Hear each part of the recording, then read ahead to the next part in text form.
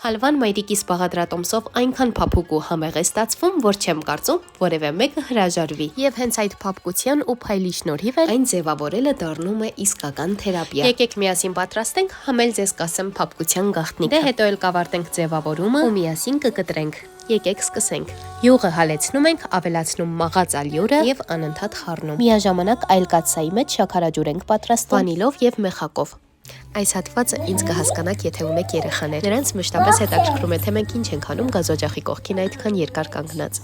Հենց յուղն ու ալյուրը միասին ստանում են ոսկեգույն երանգ, ավելացնում ենք շաքարաջուրը։ Գաղտնիքը, ինչպես նկատեցիք, հենց ջուրն է, որ մեծամասամբ չեն ավելացնում։ Սակայն եթե մեկ անգամ այսպես պատրաստեք, կզգաք տարբերությունը։ Կարծում եմ արդեն պարզ է, որ կտրելիս չի փշրվում, բայց միևնույն ժամանակ էլ շատ արագ կայունանում է եւ թույլ է տալիս իրեն հանգիստ կտրել։ Դե ինչ, առաջարկում եմ հետևել իմեջին եւ ուղարկել հոլովակը նրան, ով սիրով կպատրաստի այս իդեալական հալվան ձեզ համար։